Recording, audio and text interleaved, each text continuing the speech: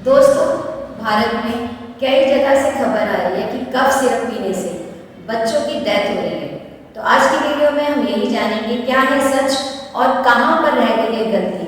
नमस्कार, मेरा नाम है अलका और हमारे इस चैनल में हम इसी तरह के साइंस के फैक्ट्स के बारे में या मिथ के बारे में बात करेंगे। तो चलिए बात करते हैं हम इस कफ सिरप के बारे में। ये कफ सिरप की जो खबर आई है सही में बहुत दुखद खबर है और मुझे बहुत संवेदना है उन माओं के साथ जिनके बच्चों के साथ ऐसा हो रहा है। पर ऐसा हुआ कैसे? राजस्थान के अंदर, एमपी के अंदर बहुत खबरें आ रही है कि बच्चे को सिर्फ एक मामूली सर्दी खांसी हुई थी, डॉक्टर के पास गए, वहाँ से उन्होंने प्रिस्क्रिप्शन लिखवाया और उस प्रिस्क्रिप्शन की हेल्प से उन्होंने जब दवाई ली, डॉक्टर ने उन्हें कफ सिरप दिया, उन्होंने बच्चों को दिया तो बच्चों को सिम्टम्स हुए जैसे वॉमिटिंग हुई या उन्होंने हरारत फील करी और उनका बाथरूम रुक गया। जब उन्हें हॉस्पिटल ले गए तो डॉक्टर ने बोला कि तो किडनी फेलियर केस है। एक कफ सिरप पीने से ये बीमारी? जी हाँ, क्योंकि जब उस कफ सिरप की एक बैच की जांच करी गई तो जांच में पाया गया कि उसके अंदर एक ऐसा केमिकल था जिस केमिकल का इस्तेमाल इंडस्ट्री के कामों के लिए किया जाता है। जैसे कि उसका इस्तेमाल किया जाता है केमिकल का कपड़े वाली कंपनी के अंदर, प्लास्टिक बनाने के लिए उसका इस्तेमाल किया जाता है। तो क्या ऐसा एक केमिकल जिसका नाम है डाइइथाइलिन ग्लाइकोल, ये उस कफ सिरप की दवाई में मिलाया गया है? क्या ये सही था? इतना हानिकारक केमिकल जो बच्चों की सिरप में मिलाया गया जिसकी वजह से बच्चों की डेथ हो गई, एक किडनी फेलियर का केस हो गया। खबरों के अनुसार तो 18 बच्चे दिखाए जा रहे हैं, पर क्या ये सही डेटा होगा हमारा? जाने और कितने बच्चों की डेथ हुई होगी।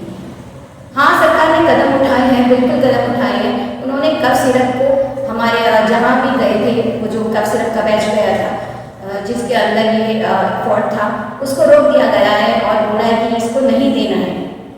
पर हम क्या कर सकते हैं उस केस में? दोस्तों, आपको करना है, अगर बच्चे को सर्दी खांसी हो तो सबसे पहले तो मैं ब्रांड के ऊपर ही जाऊँगा। आप जितनी भी हो, चाहे आपको कोई भी बीमारी हो, हमेशा ब्रांडेड दवाओं का इस्तेमाल करें, क्योंकि जब भी ब्रांडेड दवा कोई मार्केट के अंदर आती है तो वो ब्रांड वाली कंपनी ये चाहेगी कि जब हमारे कस्टमर तक वो या हमारे पेशेंट तक वो दवाई पहुंच रही है तो वो इफेक्टिव रहे, ताकि वो बार बार उसको ले। क्योंकि अगर उसमें कोई फॉल्ट रहा तो कंपनी, क्योंकि वो ब्रांडेड है, उसके ऊपर काफ़ी चार्ज कर सकता है, तो वो खुद ही इसके बारे में ध्यान रखेगा कि ऐसा कुछ ना हो। और दूसरी, मैं ब्रांड के इसलिए भी फेवर में हूँ कि जब आप अपना एक मोबाइल, जो मामूली आजकल रिक्शे वालों के पास भी मिल जाता है, रेडी वालों के पास भी मिल जाता है, 18-20 हज़ार का मोबाइल, तो क्या आप अपने बच्चे के लिए क्या थोड़ी महंगी दवाई का इस्तेमाल नहीं कर सकते हैं? जेनेरिक दवाओं की जगह। वैसे तो दवाई दोनों ही अच्छी है, वो एक बैच में खराब है, लेकिन हमें क्या पता, क्योंकि अगर वो बैच भी निकला है दवाइयों का तो क्या वो बिना सर्टिफाइड में निकला होगा? 10 डॉक्टर कम से कम उस बैच को, दवाइयों को सर्टिफाइड किया होगा उन्होंने, तो वो एक बैच बिना टेस्टिंग के बाहर आया कैसे? तो ये भी एक गुणवत्ता का ही सवाल है।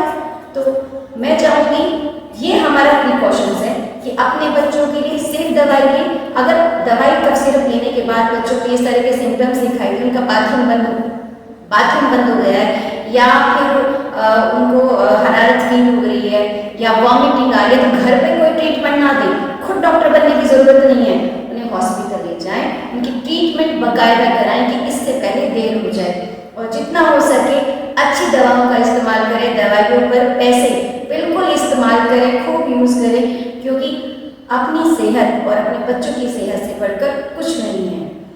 उम्मीद करती हूँ कि आज की वीडियो में आपको समझ में आया होगा। जिस कफ सिरप के बारे में हम बात कर रहे हैं वो इससे पहले भी 2 बार उस बैचेस की दवाई खराब निकल चुकी है उस कंपनी की। 2000 मुझे जहाँ तक याद है 2029 के अंदर भी इसका केस हुआ था और 2023 में भी केस आया था अदर कंट्रीज के अंदर, और वो इंडिया से ही खेप गई थी इस दवाई की। तो तब क्यों एक्शन नहीं लिया गया? और अगर एक्शन लिया गया तो फिर बाद में इसका ध्यान क्यों नहीं रखा गया? क्योंकि WHO ने भी ये बोला था कि इस कंपनी के बैचेस के अंदर कमी आ रही है, तो तब क्यों नहीं गवर्नमेंट ने स्ट्रिक्ट एक्शन लिए? और जब स्टार्टिंग में केसेस आए थे 2-3 डेथ के, जब पता चली तो भी गवर्नमेंट ने बोला नहीं ऐसी कोई बात नहीं है। तो अगर ऐसी कोई बात नहीं है तो इतने बच्चों की डेथ कैसे हो रही है? तो हमारी गवर्नमेंट के ऊपर भी कदम, जो हमारी गवर्नमेंट है वो थोड़ा स्ट्रिक्ट हो, क्योंकि बच्चे हमारा फ्यूचर है। अब मैं चाह रही हूँ कि आप सब इस वीडियो को ध्यान से सुने और समझा भी होगा कि हमारे देश के अंदर क्या हालात चल रहे हैं। तो अपने बच्चों को बहुत सुरक्षित रखें और जितना हो सके हमारे चैनल के साथ जुड़े रहें, क्योंकि इसी तरह की साइंस फैक्ट के साथ मैं दोबारा आऊँगी। तब तक के लिए नमस्कार।